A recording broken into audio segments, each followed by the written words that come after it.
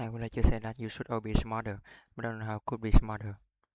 We don't know anything about how to improve intelligence, and I suppose we don't really know anything about how to improve industriousness either, but I can tell you that people who are industrious come up with a strategy for solving the problem that's ahead of them. If you want to know something about yourself, sit on your bed one night and say to yourself, you got to be means that you got to be desperate, this no game, this what's one thing I'm doing wrong. That no I'm doing wrong. That I could fix. That I would fix. You meditate that, you will answer, and it won't be one you want, but it will be the necessary one.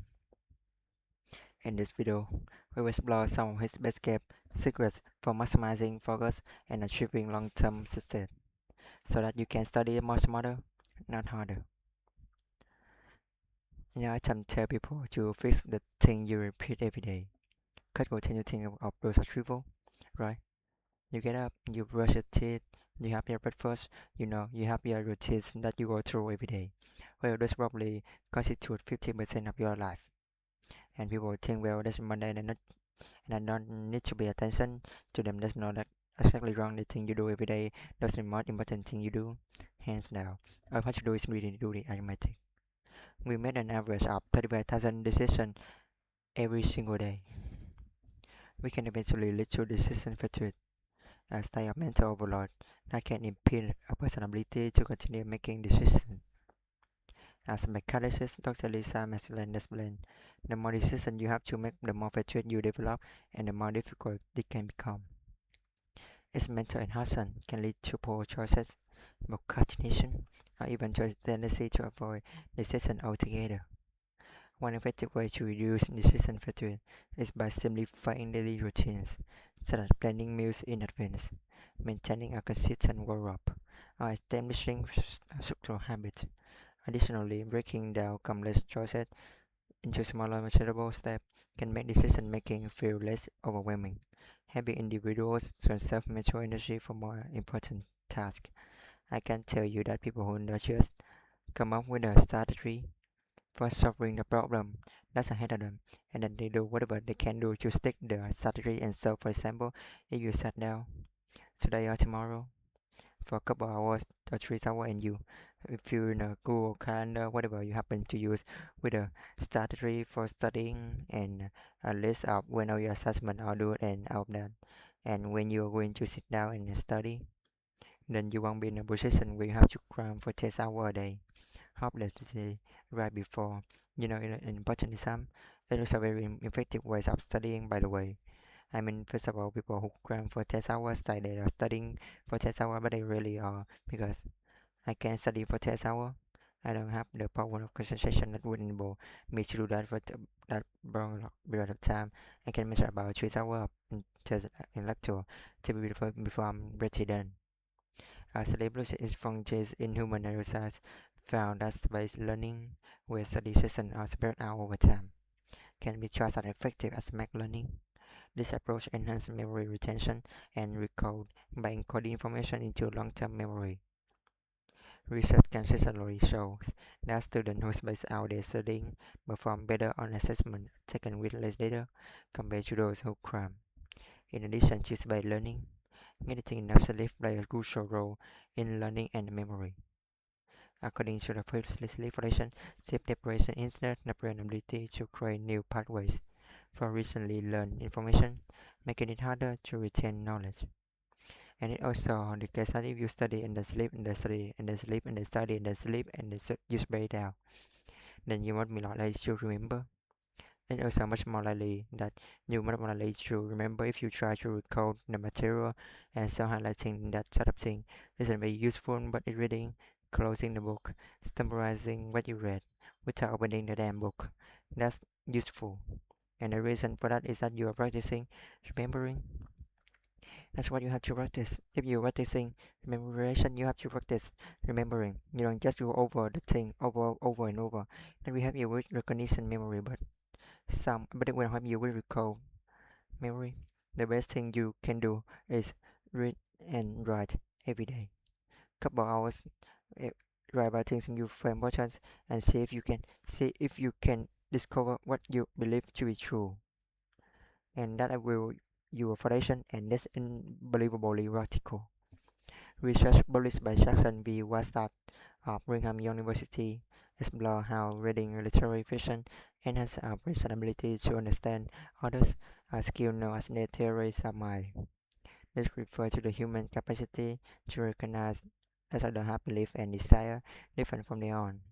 In the study, participants were divided into groups and assigned different reading materials. Afterward, they took a test measuring their ability to perceive other emotions. The results showed that those who read literary fiction scored significantly higher than those who did not read at all. So what seems to happen in story is that they still. So they watch people watch people, and then they tell story about what they see, but they leave a lot of the story, everything that's boring, hopefully. And then more story about certain things again, sort of allocated, and then maybe a great writer come along and write something really interesting, profile character transformations, and then you say well that's fiction, and then you say well that's true because it's fiction, but then maybe that's not right, maybe it's more than true. Because who want the truth? The truth is mundane reality.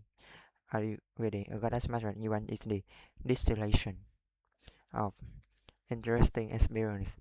And you might think, well, are they interesting? Well, the answer is you don't know. That's the thing that's so cool. When you think about behavior, you tend to think about voluntary behavior, but a motivational style will. This and habit are activated depending on the situation. Autonomic response. So, for example, when you when you food deprived and you start to think about food and start to organize your behavior toward food as an end to receive the world, that way your body also repairs for food. And so it is important to think about motivated style as micro personality.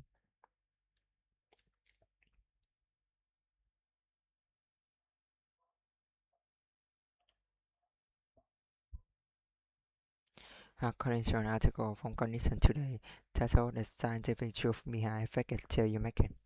Mental imagery and actor perception say common neural circuits, so they have different firing dynamics.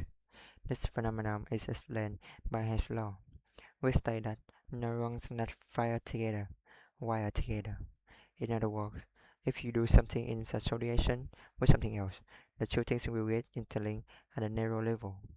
This principle highlights the brain ability to strengthen neural connections through repetition and association. For example, if someone repeatedly visualizes themselves speaking confidently in public, their brain starts to reinforce the same neural pathways used in actual public speaking, potentially improving their real-life performance. Even when you're just walking to where you want to go, if you successfully walking there, your brain tracks what you're doing. There's circuits that are activated while you are doing it, and if what you're doing reserve you desire, then the dopamine flows those little neurons that are active and make them grow and flourish. And so, as you practice something that's working, the circuit that is activated as you are practicing is beyond dopamine and that makes it stronger. And that fuels its growth. It's part of positive motion, and so the positive motion move you forward, but also encourage you to develop a habit of that practice. And so, one of the things I would broadly say is don't make a habit of pursuing things that are good for you, because you build that into that. What's happen if you become addicted to something? You be a little monster inside you. That's grow in this days is after one goal, despite everything else. Not a good outcome. In order to withstand suffering, let's say your life has to have some meaning. Okay, well, that's mean a bunch of things. It mean that by the way that overcome suffering is by making the suffering into something meaningful, and I don't mean that metaphysically, I mean it technically. You make a mistake, it's got you suffering, you know something about it. You don't make a mistake again. In a study on aggressive writing with 258 participants, researchers found that those encouraged to embrace discomfort felt greater sense of achievement and were more likely to incorporate aggressive journaling into their daily life compared to those who were simply supposed to focus on the task. Perceiving negative experience as a bystander process is particularly motivating when positive experiences are delayed and discomfort is immediate. This is life is suffering at this life while learn something because you're wrong. Who care? It make you suffer. You care. So even if you run our little scheme the world, a little action person, you don't get what you want. If you especially if you choose your potential cheese and cry. And why does? Because if you don't what you are when you don't know what you're doing in this lifetime for some negative emotion, it indicates that you are wrong and that's terrible in some sense because it must always mean that to learn requires pain. Now I don't believe that's exactly because people who are curious, and to go out and be curious and to learn new things and it can be very exciting. And so what it seems to be is that there's a rate of learning that's too fast and that's hurt you, that can make you cry. But if you get the rate just right, you're just opening up enough novelty so that you can better benefit from the possibility overwhelmed by the unsuspected element is can you can tell me what something is happening in one of the coolest things as a farmer's concern.